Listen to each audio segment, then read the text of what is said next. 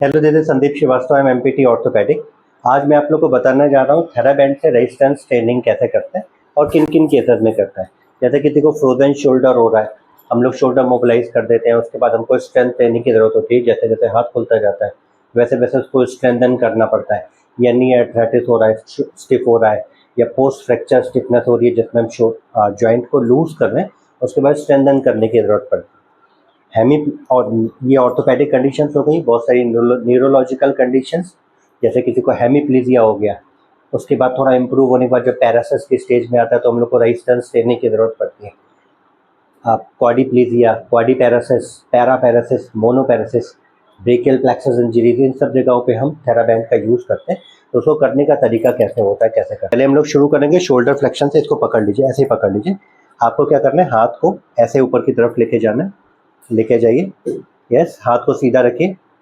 Shoulder flexion 2 3, रोक दीजिए। Shoulder abduction, नहीं, हाथ को ऐसे रखिए और इसको ऊपर की तरफ ऐसे लेके जाइएगा, आराम से करिए। चलिए, लेके जाइए। 1, एल्बो स्ट्रेट, एल्बो स्ट्रेट। हाँ। 2, कोहनी बिल्कुल मुड़नी नहीं चाहिए, वापस करिए, फिर से लेके जाइए।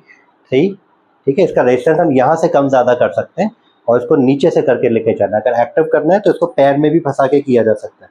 पेशेंट अपने भी पैर में फंसा के कर सकता है। करिए। Next, external turn rotation. यहाँ से आपको ऐसे करना है और अंदर की तरफ लेके जाइए। ये एल्बो को बेड इससे बॉडी से सटा करके रखना है। अब हम करेंगे इंटरनल रोटेशन शोल्डर का, छोड़ी तरफ।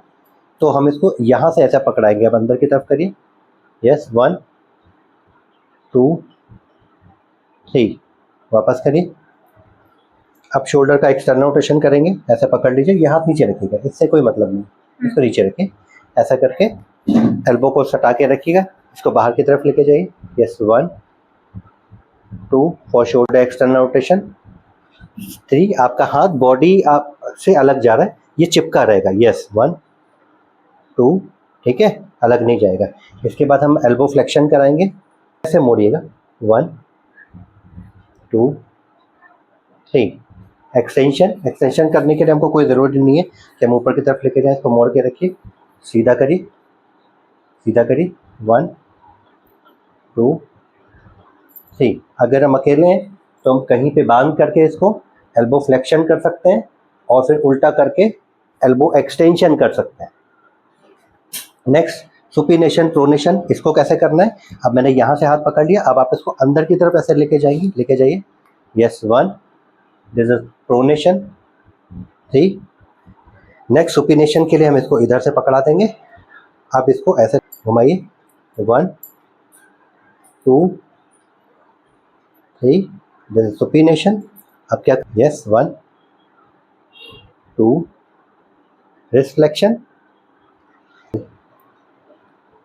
पकड़ लिया। अब इसको ऊपर की तरफ लेके आइए, रिस्ट एक्सटेंशन। ओके, ठीक है। For finger flexion extension we can use ball and resistance band को पीछे की तरफ कर सकते हैं, हाथ से ऐसे रेजिस्टेंस देके कर सकते हैं। पैर के लिए कैसे करना है, इसमें किस फॉर हिप फ्लेक्शन, सामने देखिए, बिल्कुल सीधा खड़े हो जाइए, आगे की तरफ पैर को लेके जाइए। 1 2 3, इसको हम पीछे कहीं बांध के भी ऐसा कर सकते हैं। करिए। 1 2, 2 3, रोक दीजिए। फॉर नी एक्सटेंशन थोड़ा सा आगे हो जाइए, पैर सीधा उठाइए। यस, 1, वापस करिए। 2, फिर से उठाइए। 3, फॉर नी फ्लेक्शन मोड़िए, मोड़ दीजिए। 1 2 3, फॉर डॉर्सल फ्लेक्शन पैर को अपनी तरफ खींचिए। ओके, पैर को ऊपर की तरफ खींचिएगा, ठीक है। खींचिए पैर को अपनी तरफ। 1